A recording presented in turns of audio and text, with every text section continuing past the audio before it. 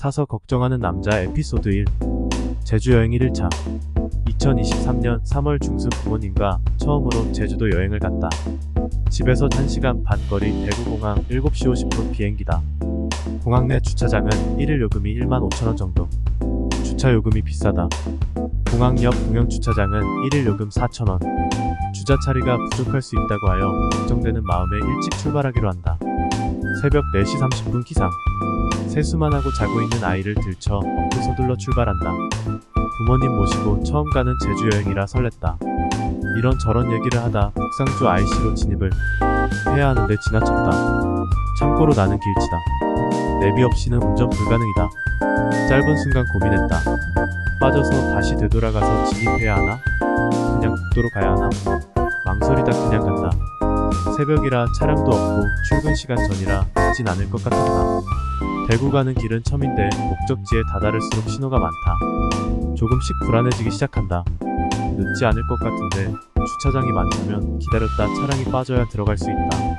만차일까 불안한데 옆에서 와이프가 만차이면 공항 주차장에 주차할 생각으로 맘 편히 가자고 한다. 주차장 도착하니 거짓말처럼 주차자리 한 대 남아있다. 다행이다 생각하고 티켓팅을 했다. 여행 가면 티켓팅, 차시간 이런 건 와이프가 한다. 티켓팅하고 나니 1시간 정도 여유가 생겼다. 우유, 빵, 김밥, 계란 등 집에서 싸온 음식을 먹고 비행기를 탔다.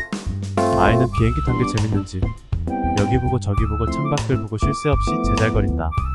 그 모습을 보고 있으니 나도 부모님도 저절로 미소가 지어진다. 이렇게 좋아하시는데 자주 이런 시간을 못 가진 것이 아쉽기만 하다. 잠시 후 제주공항 도착. 좀 흐리긴 했지만 다행히 비는 오지 않았다. 렌트카 버스 구역으로 갔다. 버스가 도착해 있어서 탔더니 잠시 후 바로 출발했다. 렌트카 업체에 도착 후 차량을 인도받으러 가는데 번호가 이상하다. 예약받은 번호는 아무리 찾아봐도 없다. 쇠하다. 렌트카는 운행 후 3년 5년 된 차량을 싼 가격으로 빌리카라는 자회사를 두어 렌트카를 운영하는데 공항에서 차량을 확인 안 하고 탔더니 본사 렌트카로 온 것이다. 짜증이 밀려온다.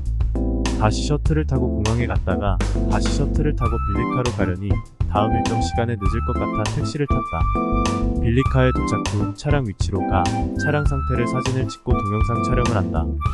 요즘은 차량 상태로 트집 잡아 검탱이 씌우는 게 많이 없다고는 하는데 난 아직 보험을 안 들었다.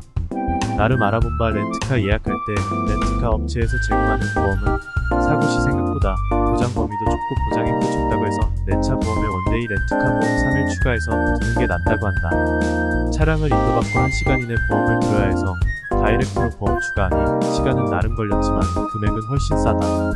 나름 가성비 있게 보험 들었다고 기분이 좋다. 홀가분한 마음으로 여행의 첫 목적지 카파도를 가는 배를 타기 위해 운진항으로 간다. 가는 길에 비가 한두 방울씩 내린다.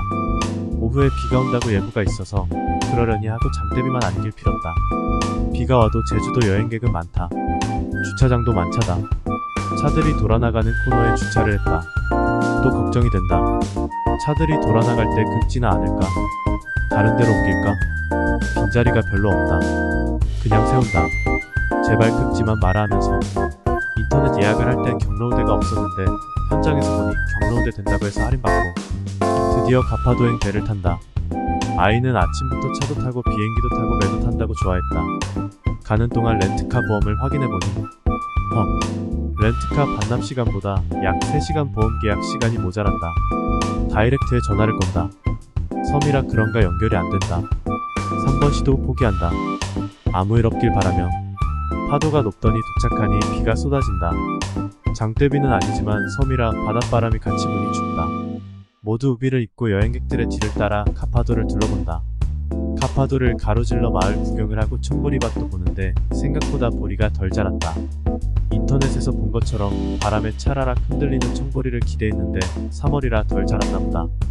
섬의 반 정도 둘러보다 비바람에 추워서 점심을 먹으러 식당에 들렀다.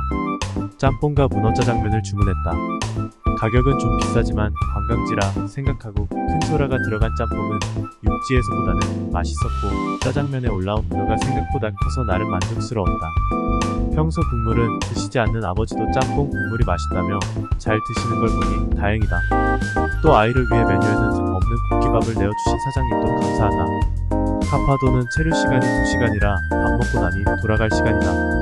배를 기다리는 동안 비를 맞으며 달달 떨어야 했다. 다음으로 간 곳은 로봇 체험관이다. 이번 여행은 부모님을 위한 여행이지만 아이가 좋아하는 것 하나는 해주자고 해서 갔다.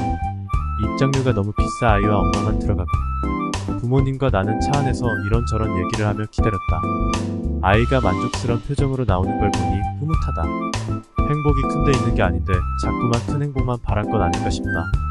누군가 말하길 행복의 크기는 바라는 것뿐에 가진 것이라고. 내가 가진 것에 너무 큰 걸 바라는 욕심에 불행하다고 느끼는 것 같다. 이 욕심을 조금만 덜어내면 내 행복이 그만큼 커지는 거라 생각해본다. 보슬보슬 내리는 제주의 봄비를 맞으며 중문 하나로 마트로 이동한다. 제주 오면 고등어회와 딱새우는 먹어봐야 한다고 하는데 하나로마트서 주문하는 게 바로잡아 믿을 수 있고 가성비가 좋다고 한다.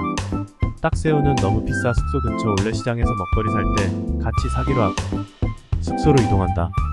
와이프가 고르고 골라 조식도 잘 나오는 가성비 괜찮은 호텔이다.